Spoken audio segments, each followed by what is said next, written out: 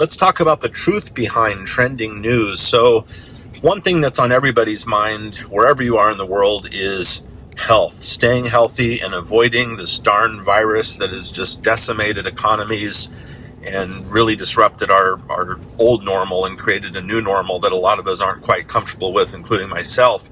And we're just trying to get back to the way things were before. Health is on our minds. Symptoms are on our minds. It is so challenging because, of course, in the past, when you'd get a runny nose or a sore throat or a cough or a stomach ache, you would just think you were getting maybe a small cold or possibly getting the flu, and it wasn't a major concern. Whereas right now, just with even minor symptoms, our brains automatically jump to, wow, it might be the virus. And so I think we all live in a state of paranoia over essentially getting contaminated, getting infected with this virus, which is anywhere and everywhere, and it's very possible as we see it spreading like crazy, and it's all over the planet. Really, it's even affected not only humans but animals as well. So I mean, you can catch it from your pets. Well, maybe not. Your pets can catch it from you.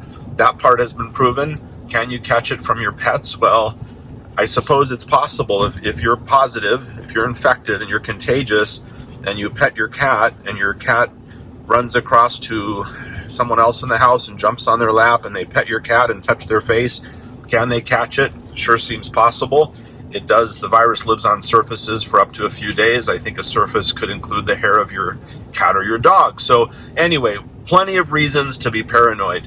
And how do we deal with that? So I've definitely been through a few colds over the course of the last several months where there was all the symptoms that would kind of freak you out: runny nose, bit of a sore throat, not too bad of a cough, luckily. But the thing that saved me is I didn't have the fever. So at least based on the research that I've done and what I've experienced personally, taking your temperature regularly does help to instill kind of peace of mind. Because even if you feel like you're coming down with something, as long as you don't have a fever, I'm not a doctor, but in my opinion, you're not at a high risk stage. But if you do develop a high fever, that's when you seek medical attention. Or if you've got a cold that's just not going away, or a horrible cough that's just getting worse and worse, or of course anything serious like you have trouble breathing.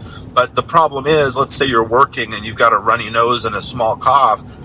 Does that mean you might have the virus? Well, it's possible, but it's also very likely that you don't, and it's just a common cold.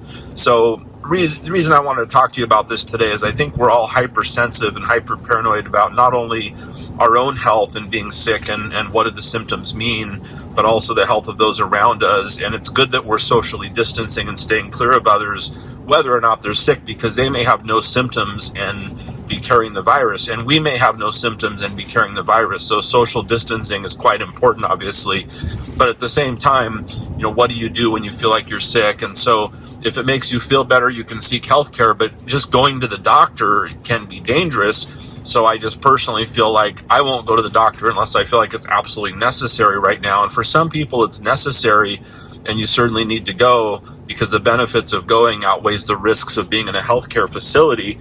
But for others, if it's something very minor and it can wait, it's certainly, there's an argument that it's better just for minor things to wait it out, or try to do the kind of telemedical care where you're calling in and doing maybe a webcam, which has emerged all over the world, and that's one solution there. So I just want to tell everyone, try to stay calm, relax. Most people survive the virus. 95% of those that catch it beat it, which is good to know. If it was the other way around, we'd be in trouble. But luckily, the fatality rate is a small percentage of the whole. It's way too big of a fatality rate. It's a horrible fatality rate. It's a frightening rate. But at the same time, 95% of the people that catch it beat it. So just always remember that. And if your symptoms are manageable, it's best just to take time off work. If you're working, if you're lucky enough to be working now, and isolate yourself a bit. And just like you normally would if you're sick, just stay at home and recover, get well. And if symptoms don't get better, then eventually you seek medical care. And if they get better, then that's great news. But the key is to not spread whatever you might have, just in case it's the worst case scenario and it is this virus.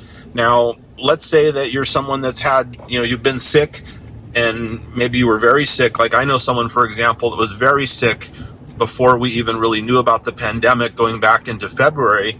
And the doctors couldn't figure out what was wrong with him, and he had a bunch of tests and no one figured anything out.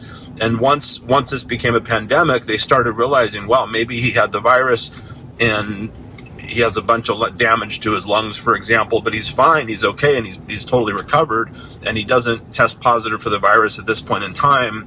But they've essentially come to the conclusion that he had it and beat it. So, the good news, if you do have it and you beat it, congratulations, because there is some immunity now that you have. We don't know how long that lasts, but certainly you're in a better position in a sense than someone that didn't have it. At least you've had it, you've survived it, and even if you do catch it again, which I suppose is still possible, we're seeing it happen in some cases, most likely it won't be as serious next time because you'll at least have some immunity to it. So that's it for this episode. Thank you for joining. Please click subscribe, the bell and all for notifications, and I will talk to you soon.